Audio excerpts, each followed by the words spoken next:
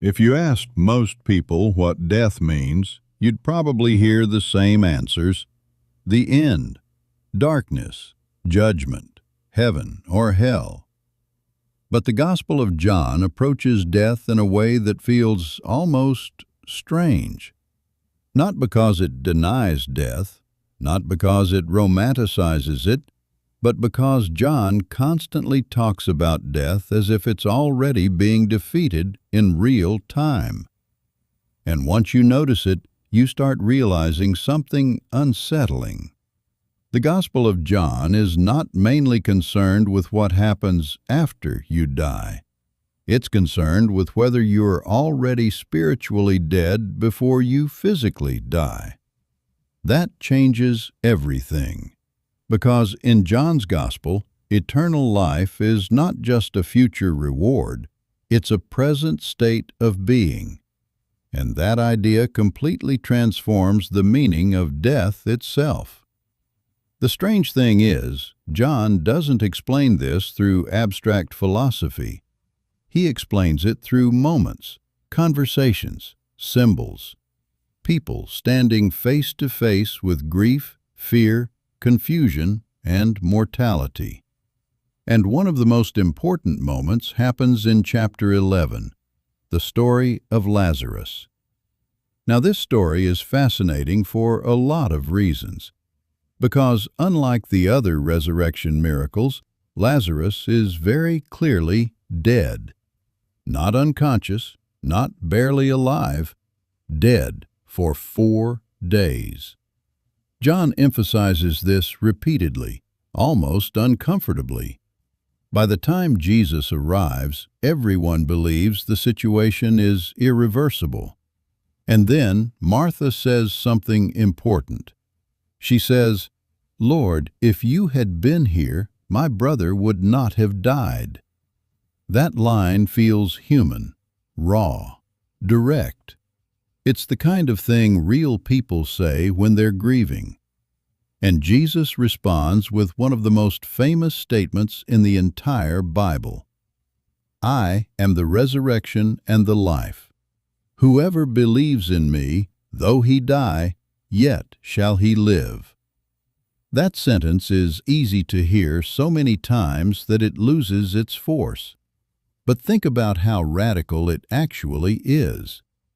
Jesus doesn't say, "I can teach you about resurrection." He says, "I am the resurrection." Not future tense, present tense. In the Gospel of John, eternal life is not merely something postponed until after death. It begins now. That's why John constantly uses phrases like "has eternal life." Present tense again. Not will have, has. According to John, eternal life starts the moment someone becomes united with divine life itself.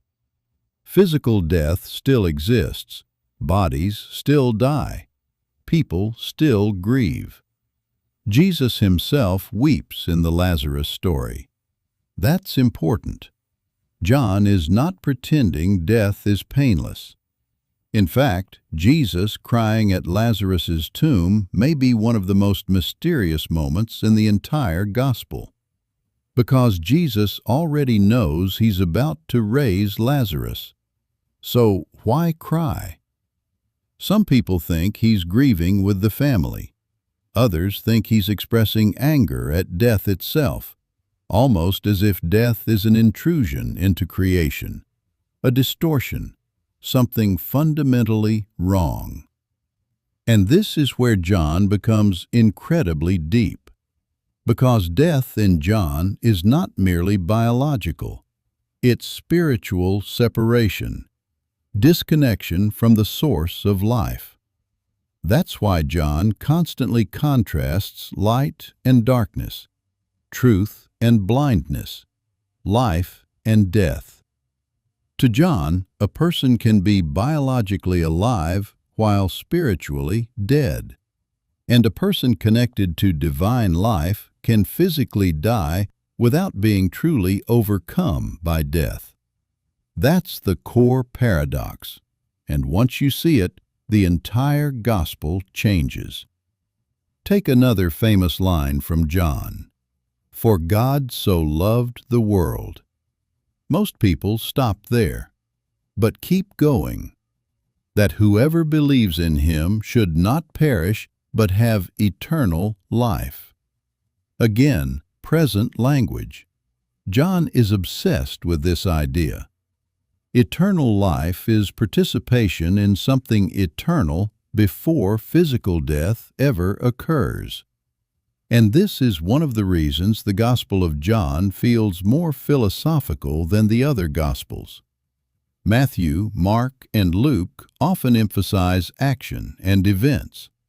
John emphasizes meaning, symbolism, identity, existence itself.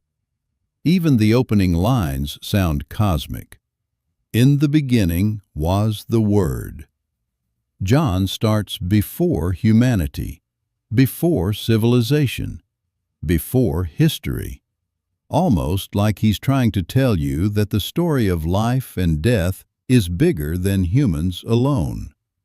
And throughout the Gospel, Jesus repeatedly speaks in symbols that point toward this deeper reality. Bread, water, light, birth, vines, shepherds. Every symbol points toward dependence on divine life.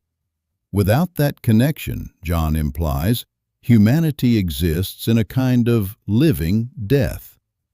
And honestly, this is part of why the gospel still resonates with modern people, even outside religion. Because the fear of death is not just fear of physical extinction. A lot of people already feel spiritually numb, disconnected, like they're moving through life mechanically. John's Gospel addresses that condition directly, and it does something unexpected. It reframes salvation itself. In many modern discussions, salvation becomes mainly about where you go after you die. But in John, salvation often looks more like awakening, seeing, becoming alive. That's why blindness is such a huge theme. Characters constantly misunderstand Jesus. Even when standing directly in front of him, they can physically see, but spiritually they're blind. And John implies the opposite is also possible. Someone can physically die while truly seeing reality for the first time.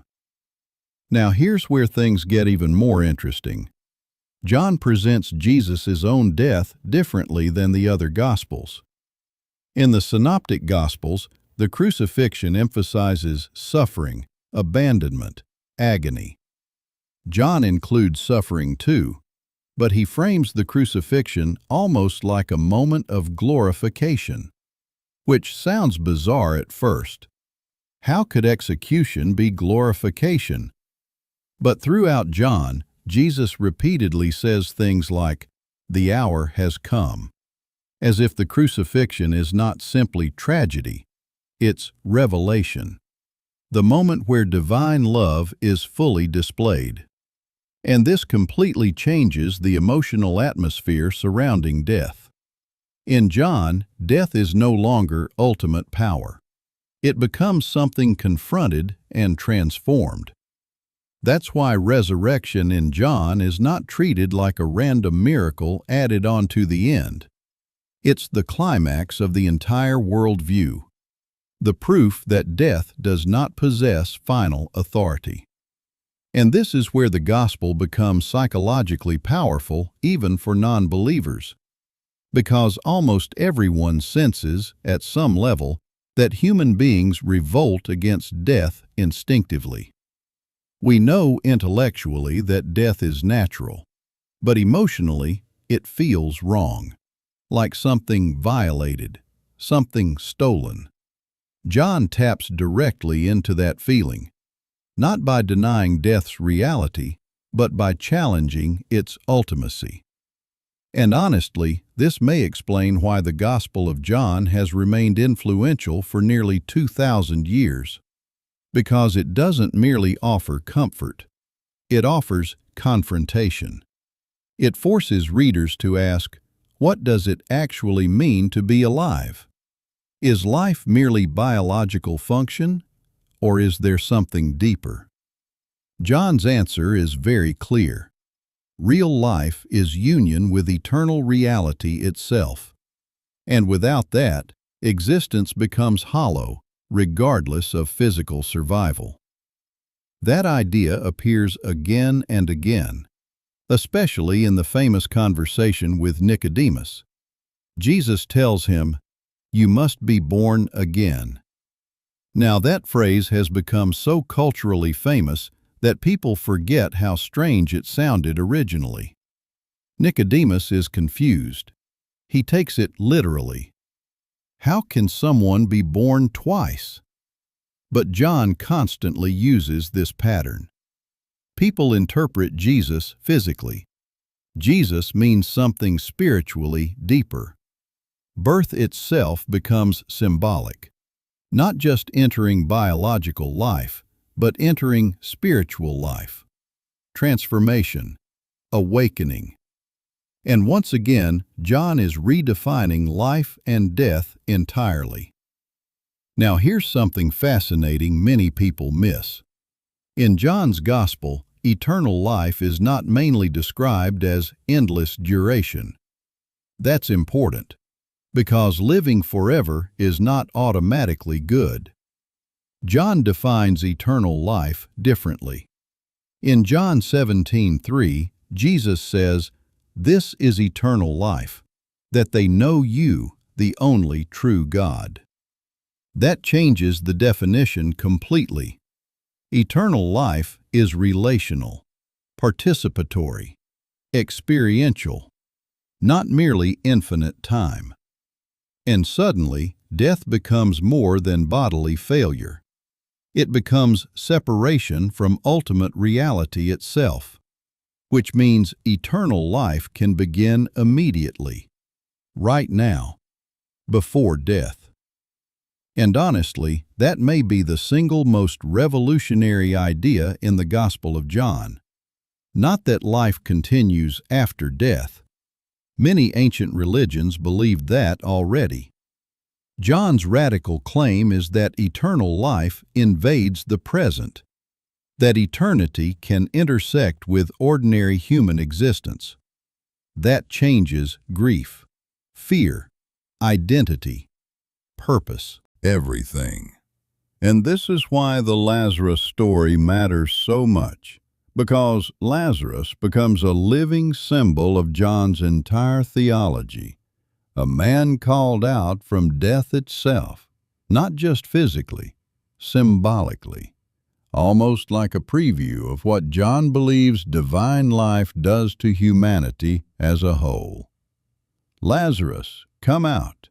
It's one of the coldest lines in the Bible when you really think about it, a command directed into death itself, and death obeys.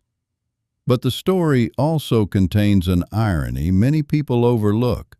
Lazarus is raised only to eventually die again later, which means the miracle points beyond itself. The deeper point is not mere biological resuscitation. It's what resurrection represents, the defeat of death's finality. And maybe that's why the Gospel of John still feels so different from almost every modern conversation about mortality. Modern culture usually swings between two extremes. Either death is treated as absolute annihilation, or it's sentimentalized into vague spiritual comfort. John does neither. It treats death seriously, violently, as something tragic and real, but also as something ultimately unable to extinguish true life. That tension gives the gospel its power. And honestly, whether someone is religious or not, the psychological depth here is hard to ignore, because the fear of death is not merely fear of non-existence, it's fear of meaninglessness, fear that everything disappears, fear that consciousness, love, identity, memory, all collapse into silence. John responds by saying, "No, reality goes deeper than biological decay, and the deepest form of life cannot be destroyed by death." Now, whether someone believes that literally, symbolically, or philosophically is another question entirely. But you can see why these ideas changed history, and why the Gospel of John continues to fascinate readers across centuries.